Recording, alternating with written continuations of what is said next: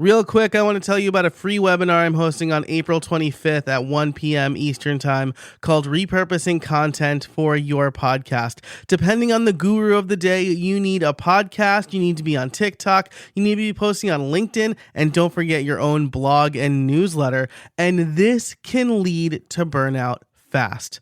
But I'm here to tell you a better way. By repurposing content, there's a reason I'm able to publish 3 podcast episodes per week, 3 newsletters, and post on LinkedIn almost daily. So in this free 60-minute webinar, you will learn how to capture content ideas as easily as possible, how to build your own content flywheel from content you've already created, how to keep track of everything, and how to create a two-way street where you're repurposing for and from your podcast. Sign up for free today at profitablepodcaster.fm/repurpose. If you are struggling to create content, you need this webinar. Again, that URL is profitablepodcaster.fm/repurpose. Welcome to the second to last episode of the year for Make Money Podcasting. I'm excited because this is a fun, quick episode where I'm going to tell you the brand deals that you can get, and it doesn't matter really how many downloads you have. But before we get to that, I do want to tell you what's coming up, what's in store for 2023. It's December as I record this. So the first big thing that's happening with this show is the name is changing. Make Money Podcasting. Podcast is a terrible name to say out loud. And I realize that now. I thought I was being clever and direct with the title of the show. It's going to be called The Profitable Podcaster from here on out. And it's going to include like the book I'm working on and a few other resources. So if you see that in your podcast feed, don't worry. It's this show, The Profitable Podcaster. Along with that, there are a few other things. I'm changing up the format. So on Saturdays, every other Saturday at least, I will have an episode of Setup Saturday where I've partnered with my friend Matt Medeiros over at the podcastsetup.com. Could be .org. I'm pretty sure it's the podcastsetup.com. But in any case, you'll hear more about that on Saturday. If you are subscribed, you can subscribe over at makemoneypod.com, of course, where I'll be going through setups that he covers on his blog, giving my input and kind of talking about how this helps you be a better podcaster, a profitable podcaster. The other thing I'm switching up in January in 2023 is that I'm going to do more coaching calls. So I'm going to reduce the number of episodes that's just me talking solo. I know I've talked a lot about mini podcasting, but this show is to help podcasters make money. That is the mission. And there's no better way to do that than getting on a call with them and talking to them. So I'm going to be doing free 20-minute coaching calls with podcasters. If you want in on that, make sure you're subscribed to my mailing list at makemoneypod.com/tips. That's makemoneypod.com/tips. All of these links will also be in the show notes over at makemoneypod.com/222. So if you are not sure about all the things I just said, makemoneypod.com/222. We'll have all the links. But for now, let's do this. I want to tell you the type of brand deal where it doesn't matter how many downloads you have. Hello and welcome to Make Money Podcasting, the show that teaches you how to make your first $10,000 with your podcast. On this show, you'll learn tried and true methods to increase your revenue and turn your podcast from a money pit into a money maker. Hi, I'm your host, Joe Casabona, and my podcasts have been making money from day one without a lot of downloads. I'll share everything I know with you here on Make Money Podcasting. So my friend and creator, incredible creator, Justin Moore, he runs Creator Wizard and Brand Deal Wizard, and I just went through his cohort. And here is where he made it crystal clear to me. I knew this on some level, but he made it crystal clear, right? He talks about 3 types of brand campaigns. The first one, conversions. We can't do much about that, right? As far as leverage and charging and results. With conversions, they are looking for conversions. They're looking for how many people listen to your ad spot and then buy something from them. This is probably going to work best with lower dollar items for smaller podcasters. And honestly, it might. I'm experimenting. This is an experiment I'm doing for the podcast Liftoff Lab. An experiment I'm doing is working with CPA. I've never done this before. This is essentially affiliate links. This is something I'm going to experiment with in 2023. But again, if they're looking for conversions, you need to show, hey, I have this many downloads, so it's likely that this many people can convert. The brand on their side knows. They know, hey, if we reach 1,000 people, that 100 people are likely to click through and 5 people are likely to buy, which means if you can't deliver at least 5 people, then it's not going to really be a winning partnership for them. So that's conversions. It's tough. If you have a really niched audience and like a perfect fit, definitely do that. Obviously, I don't have millions and millions of subscribers and listeners for my podcast, and I get sponsorships all the time. Some of them are conversion based and some of them have really worked out, but those are definitely the hardest ones to work with. 2 is repurposing. This is where a brand is essentially hiring a creator to make content that they're going to reuse either in an organic or paid campaign. Podcasting is a little tough for that, right? Because most of these brands are going to want video content that they can then share on their socials, or they can share on YouTube, or they can include in Instagram ads or whatever. So podcasting is a little tough. I haven't seen too many repurposing campaigns. To be honest, I haven't seen any repurposing campaigns in an audio only podcast. So if you're doing video is going to be a big component in 2023. Repurposing could be a big part of that. And there they want you to create the content. So it's not necessarily a tough sell. I'll link to Justin's thread. Justin has a Twitter thread on this. I'll link to that where he goes deep. The third type of brand campaign is the awareness campaign. And this is why I think awareness campaigns are absolutely the best for small podcasters. An awareness campaign is not conversions. It's not repurposing. It's getting the word out about a brand, a product. It's about the talk.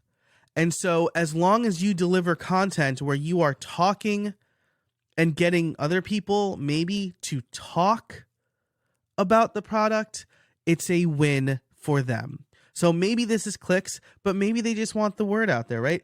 As a podcast host, it means you're establishing trust with your audience, no matter how big you are. If you have 100 downloads per episode, those 100 people trust you enough to keep coming back and listening to your show. And so when you make recommendations, like even with brand deals, they are more likely to listen and at least check it out. Even if they're not ready to buy, they're at least going to check it out and consider it when they are ready.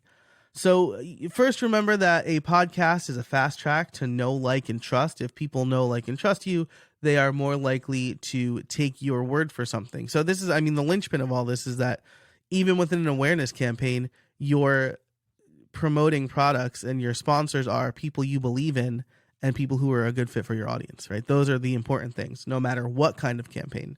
But with awareness campaigns, you want to get people to talk about the product, and the brand is leveraging the trust that you have with your audience. They're basically saying, even if your audience is not ready to buy today, we want them to know that we exist, that they might have this pain point, and that we solve this pain point, right? So it's about educating on the pain point, and it's about educating on the solution. And again, it's just making people aware. This is really good for high dollar products, right? If you're like a subscription service where you're charging $80 a month, for example, you know that people aren't going to hear about you and immediately sign up for an $80 a month product. But you're making the argument that, hey, we solved this problem. We believe it's at least an $80 a month problem. And when you have it, we want you to think of us. This is how most TV commercials are, right? There's no direct way to know when TV commercials or ad spots in TV shows or necessarily radio land. You don't know when they work, right? Coca-Cola doesn't know how many people saw the Super Bowl ad and then went out immediately and bought a Coke, right? The same thing goes with cars. Someone seeing a car commercial isn't going to go out and buy a car because they saw the commercial. But when they're ready to buy a car, they might think, oh, yeah, I saw that ad for the Toyota Sienna. That looks pretty good. Let me do some research on that. They are aware that the new Toyota Sienna, not a sponsor, but I have it, exists, and now they'll consider that, right? Even the Christmas ad, the holiday ads that are out right now where it's like, get your loved one a car, here, a giant boat. No. I mean, I don't know anybody who's ever bought their loved one a car for Christmas, but that's just me. If you know somebody, let me know. I want to talk to that person. Be like, hey, are you crazy rich, or were you just saving for that? Did you need a car anyway?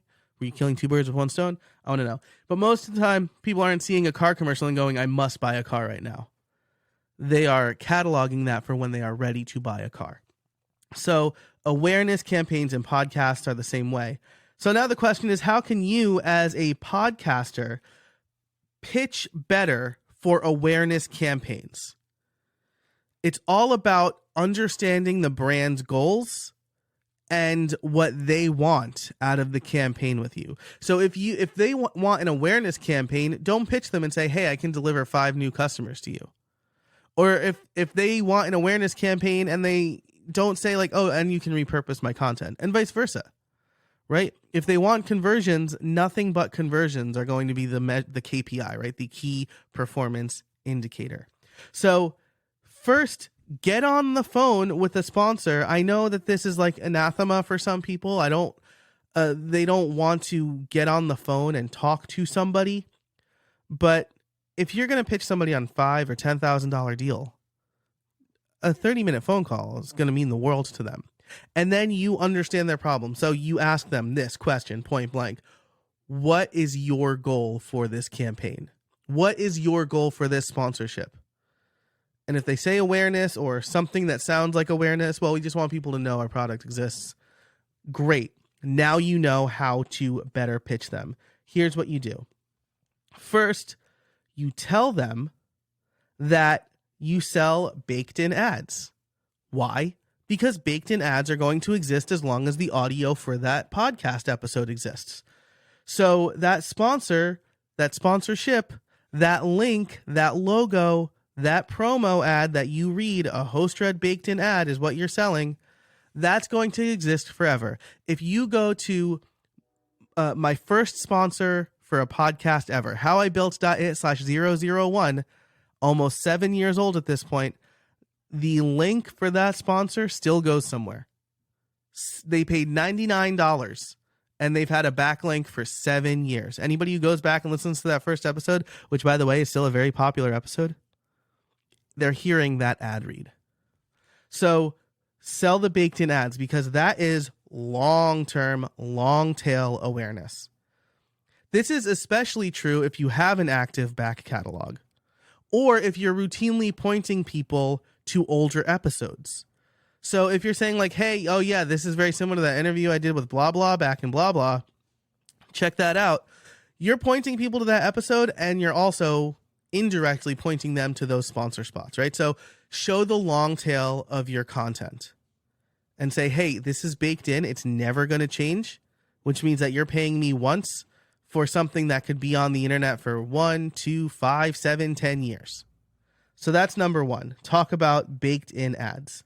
They're basically forever links. They are evergreen, and they're great for an awareness campaign. Number two, tell them all of the places where you can promote their product. I've talked about in the past on this show, I've talked about calculating your overall reach. This is taking not just downloads, but how many YouTube subscribers do you have? How many Instagram followers do you have? How many followers on Twitter and TikTok and your newsletter do you have? Calculate that and make one number. Add value to your awareness campaign sponsors by saying, not only will I promote you on my podcast, I'll give you a shout out in my newsletter.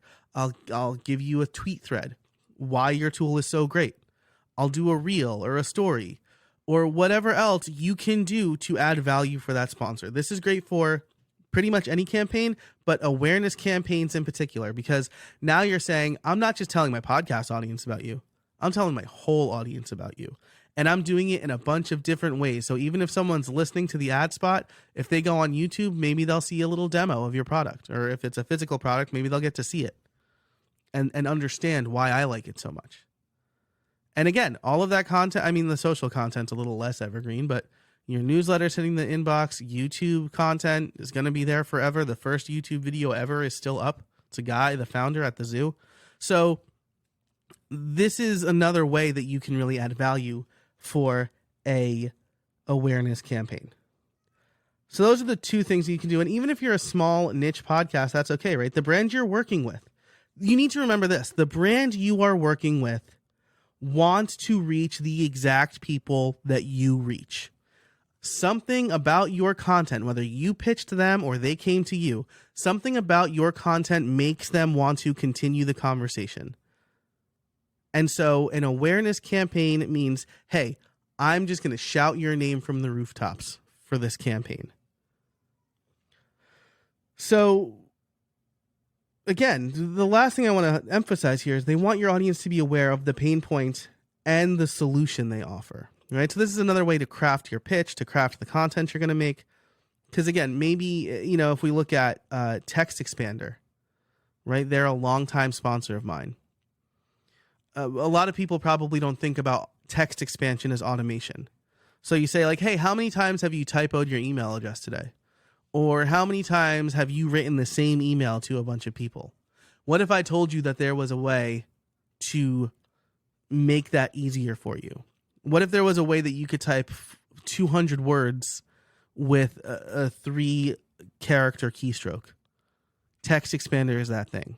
And if they're going for awareness, great. Now, oh, well, you know, I'm not really ready for that yet. But as they're typoing their email address for the millionth time, or if they're typing out that same support email, they're always typing out, oh, hey, what was that tool? I think it was Text Expander. So, by the way, Text Expander is not a sponsor of this episode, but they are a longtime sponsor, and I appreciate them. So, to recap, understand awareness campaigns are all about the talk. You want to be talking about the product and about the brand. You won't know it's an awareness campaign until you get on the phone or a Zoom call with the brand and you ask them, hey, what is the goal of this campaign? So that's number one. Number two, highlight the benefits of baked in ads. Hey, this isn't just something that's going to run for a short amount of time. This is going to run as long as I'm podcasting. And then highlight the back catalog. So that's number three, highlight the back catalog. Show how your episodes get downloaded every 6, 12, or even 24 months later. Like I said, some of my I'm approaching episode 300. Well, episode 300 of like the main show of how I built it, and episode 100 still does really well. Episode 1 still does really well.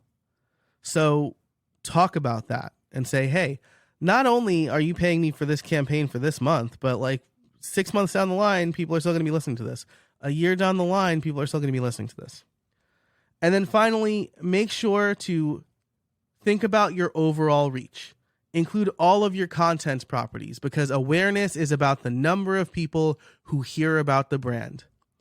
And there are people who listen to your podcast who aren't subscribed to your newsletter, and vice versa. There are people in your newsletter who aren't subscribed to your podcast. So the more people that you can reach in an awareness campaign, the more valuable you are and your content is to the brand, which means you can charge more, right? Because again, they're not just looking at KPI or ROI.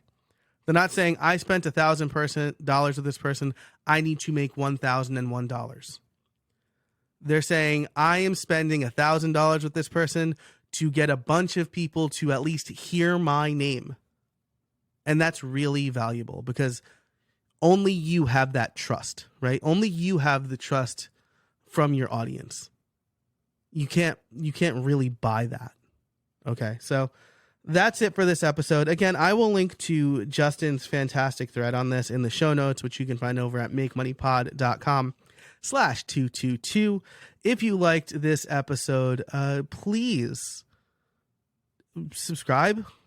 What's my call to action? You heard it at the beginning. I want you to join my mailing list, really. And again, this is the penultimate show for this year, so I hope you enjoyed it. The next episode is going to be the tools you need to launch your mini podcast. So definitely subscribe to this show and check that out. And until next time, I can't wait to see what you make.